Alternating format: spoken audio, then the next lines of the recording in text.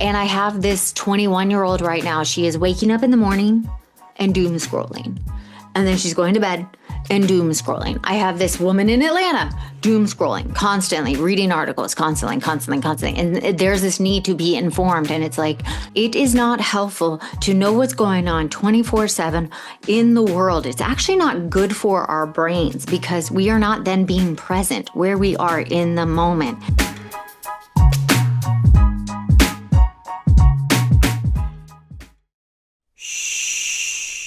Welcome to the Secret Life Podcast. Tell me your secret. I'll tell you mine.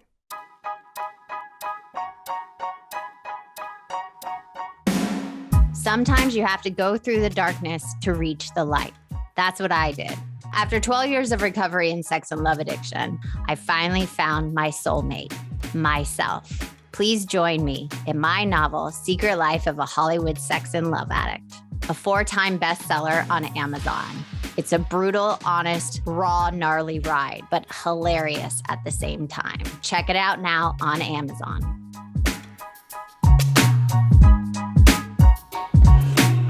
Welcome to Secret Life Podcast. I'm Brianne Davis-Gant. Today I'm pulling back the curtains of all kinds of human secrets. We'll hear about what people are hiding from themselves or others. New to those deep, dark secrets you probably want to take to your grave, or those lighter, funnier secrets that are just plain embarrassing. Join me each week as we take a deep dive into one subject matter, exploring the how, what, when, where, and why of it all. This is Secret Life, and I'm excited for you to join the ride. Today, we are talking about doom scrolling. Oh my God, so many people are doom scrolling right now, especially with the political environment. People are doom scrolling. It is so fucking addicting. Literally so addicting. I even had to stop myself. And I have this 21-year-old right now. She is waking up in the morning and doom scrolling. And then she's going to bed and doom scrolling. I have this woman in Atlanta doom scrolling, constantly reading articles, constantly. And there's this need to be informed. And it's like, no, we don't need to be informed. We don't need to be informed. It is not helpful to know what's going on 24/7 in the world. It's actually not good for our brains because we are not then being present where we are in the moment. And if you think back, the most peaceful people don't know what's going on all the time. And I'm not asking you to be uninformed and naive and not what's going on, but doom scrolling is something else. So what is doom scrolling? What is the actual fucking definition? Doom scrolling refers to excessive scrolling on social media and news sites, inducing negative, depressing content. Things that are going on. It's a habit of seeking bad news, and it becomes a cycle when social media, the algorithm keeps giving it to you. More content similar to what you've already been reading. The user that's been reading in the past, and it keeps coming up on your news feed over and over and over again. And it's more bleak stories. And and most times it happens at night. People love to doom scroll really early and at night. And it's this compulsive act. And it's never good. You're never doom scrolling on good stuff. You're never doom scrolling on, let's get some positive things like lovely puppies and beautiful cupcakes. No, doom scrolling is the negative, excessively prolonged exposure over and over. And it causes what? Anxiety, depression, and mental health issues. And you think, I'm just curious. I'm fear of missing out, FOMO. I'm bored. And it's massive stress, massive anxiety. So curiosity. People go, I need to be informed. No, you fucking don't. No, you fucking don't. No, you fucking don't. No, you fucking don't. Because it's negative. And when you have negative, it just creates more negative. Fear of missing out, FOMO, feeling that one must keep up with the latest news and know what's going on. No. Do you, with this news, does your life actually change in that moment? Can you make a difference? So with this negative information, can you actually make a difference to change it? Can you? Are you then going to the polls right then to make a difference? No, you're not. Are you donating money to that cause to actually make a difference and change that negative information? No, you're not. Are you then going to volunteer to help whatever that negative information is influencing? No, you're most likely not. So it's actually affecting your only mental health. Boredom. You're constantly seeking stimulation, constantly. And that's what the addiction, it's like they purposely made social media stimuli. I mean, I'm going to do a whole episode about iPads with kids because adults have it too. Constantly looking, constantly. It's like when you take an iPad from a kid, they like freak out. Their little brains freak out. And I think it's the same with adults now. They freak out and they will. So when you are looking and you're bored and you seek that, your brain, when you don't have it, it's like flatlines. It like goes into this like freak out state of like boredom, flatness, stress and anxiety. I cannot tell you, just with this young 21-year-old, she has so much stress and anxiety when she doom scrolls. And it's like a coping mechanism for when she doesn't want to feel what's going on in her life with difficult emotions. So why? Why is doom scrolling addictive? Because it's this fucking dopamine hit. It's a dopamine hit. It fulfills a human's need for survival, safety, knowledge, instant gratification, and control. Because you feel in control, like you're actually making a difference because you're doom scrolling. It's an addictive feeling of control that you feel closer to answers, that you are seeking answers and you are trying to understand what's going on in the world and getting this information. Even though it's negative information, there's nothing you can actually do about it. You feel productive. And unfortunately, not every problem has to be solved. Not every answer needs to be found, because here's the deal. Most of these answers, there's nothing you can do about it. And it's just insane that we get obsessed with the negative when there's nothing we can fucking do about it.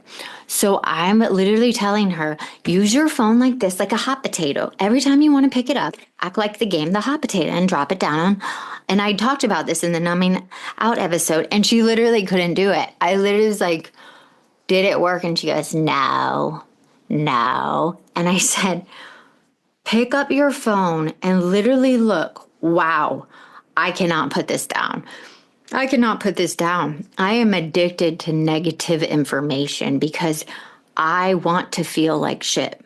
And our brain, when we're doom scrolling, keeps telling us to look. And I want you to look at, every time you look it up and look at that news and doom scroll, do you feel good afterwards? And she just told me, I feel like shit. So if you're doom scrolling, especially in this environment out there in the world, do you feel good afterwards? And most of the time, you fucking don't. So maybe it's time to put it down. Because here are the effects. Let's go through them again, shall we? Increasing anxiety and depression. You are constantly exposed to negative news. So your brain, your little poor brain is getting overwhelmed, and it leads to feelings of hopelessness and despair because you cannot do anything about it. You cannot fly to that location or that voting event or Congress or at the house or wherever you need to be or to that country and fix that situation. You cannot actually do that. Then your sleep gets disturbed because doom scrolling late at night, it interferes with your sleep pattern. And that is the number one thing to cause insanity of the brain, is not getting sleep. Then you are reduced productivity. It hits your productivity. You spend excessive times with negative information. It distracts from other tasks and responsibilities and your goals, and you reduce everything and nothing feels like exciting. Lastly, your physical health gets hit. Doom scrolling increases your serotonin, your cortisol levels go up, stress levels, you get headaches, stomach issues, insomnia, everything gets hit. So how do we stop this horrible habit that everybody is doing? And who does this? Who are the people that usually get hit by this? Who are diagnosed? Who actually now is called an addiction? Okay. Generally, people with anxiety disorder, people that are avoidance, that are avoid reality, where being present, they go into their head, and then they think they are actively participating in life, so they go in their little phones. Number one, people that struggle with depression, they usually go on their phones. Obsessive compulsive people usually go into their phones and doom scroll. People who experience trauma or post-traumatic stress disorder usually doom scroll. And people that just have trouble connecting to society usually doom scroll. That's their way of thinking they're contributing and being part of the world. So they did a survey of I think 1,100 people, and 16.5% said they have a severe problem with news consumption. And out of that group, 74% said they were experiencing mental health problems. So out of like 1,100 people, 74% of them were having trouble mental health. 74%. Literally 74%. So this is a problem. So how do you stop doom scrolling? Set a time limit. Prepare your internet search. Don't let your search go to news things. Don't go to the websites. Use time limiting apps. Seek out positive stories. Engage in offline hobbies. Get out there in the world. Take a mindful social break. Like I got off social media even for a couple years. Practice meditation. Focus on positive things. Talk to your loved ones and friends. Make new friends. Practice gratitude. Practice self-awareness. You just have to get out into the world in a real way and get off social media and stop listening to the news. And I bet you in a matter of days, after the jitters wear off, you will feel better. So fucking stop doom scrolling. You can do it. Thank you for listening to Secret Life Podcast. I hope you enjoy this episode, and please get off the news. There's nothing good that can come from it. Let me know your thoughts on the topic this week and send them over to my way at secretlifepodcast@icloud.com. Until next time.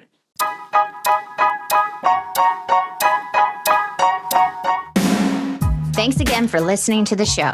Please subscribe, rate, share, or send me a note at secretlifepodcast.com. And if you like to check out my book, head over to secretlifenovel.com or Amazon to pick up a copy for yourself or someone you love. Thanks again. See you soon.